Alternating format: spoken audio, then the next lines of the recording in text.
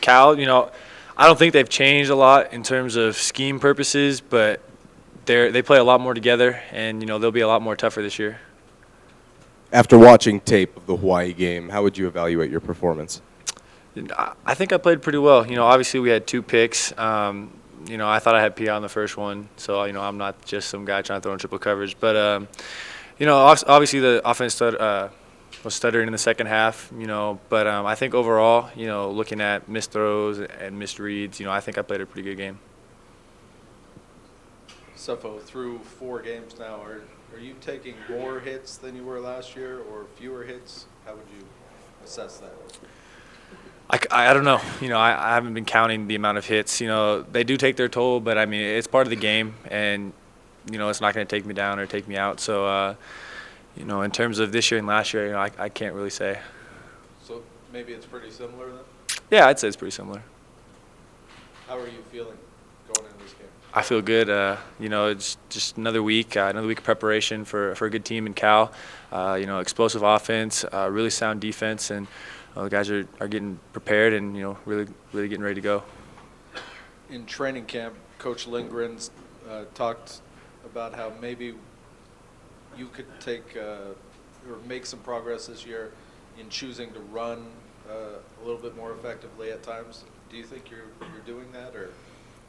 I think I'm taking it when the opportunity's there. Obviously it's not always going to be there, and sometimes we have design runs, and I think I've done a lot better this year compared to last year. So in terms of taking it when it's there, I think I've done a lot better. Cal lost. They had a 15-point lead with about 4 minutes left, losing on a Hail Mary. If that was you, how angry would you be going into the next week? Do you expect to see kind of an angry Cal team this week? Yeah, definitely. Losing a game like that is obviously frustrating for any team, not just Cal. And I expect them to play really well, really hard, especially at home, and especially coming off of what was last week. But I don't expect them to think too much about last week. I expect them to be a mature team and come out and just focus on us. Sefo, you beat Cal last year. Is there any added incentive to kind of beat them again, knowing that was their only conference win a season ago? No, we just want to win every game, and we don't want to say, hey, we beat them last year, we should beat them again. Our mindset should be we just want to win every week and go 1-0, and that's what we're going into. Sefo, everybody talks about the Pac-12 offenses being complicated and explosive and all that. How about the secondaries that you watch on film and stuff like that? Do they look different than maybe some of the other secondaries around the country?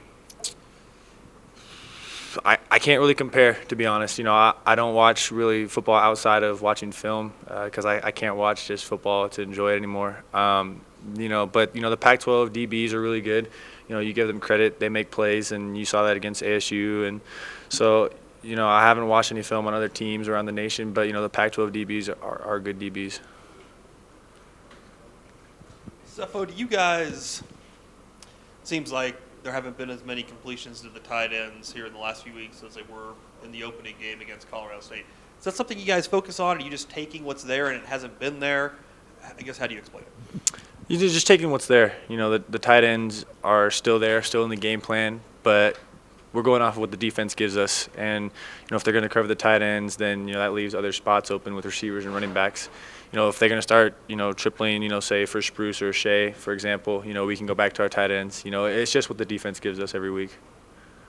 Sefo, now that he's becoming more comfortable in the offense, how much of a weapon can George Frazier be for you guys? We saw him a little bit the other night, but is that something that you can see him even growing more in that role? Yeah, definitely. He's a unique player. He's going 2 ways right now.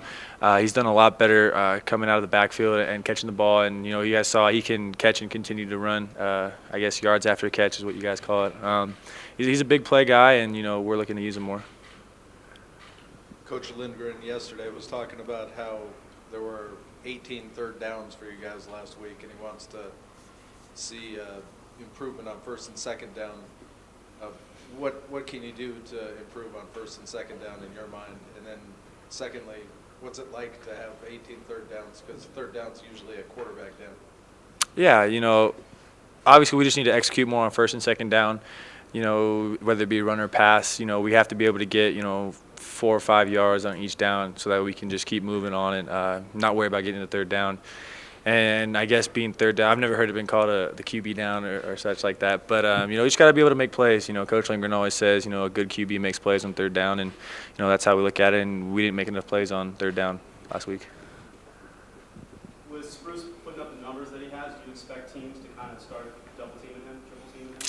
I mean, it's possible. I mean, if you want to really stop a big threat like Spruce, and that's one way to do it. I don't think teams will be able to, given the other receivers we have.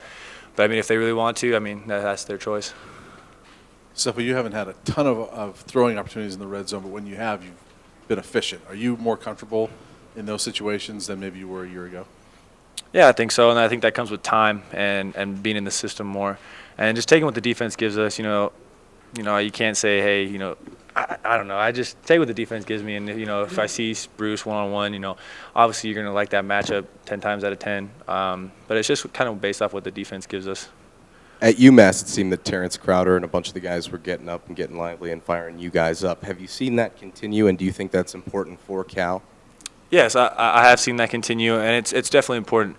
You know, each team or each person on this team is important, and each guy has a role. And TC does a really good job of keeping everyone in the game, you know, keeping everyone focused and pumped on the sideline, which really helps us.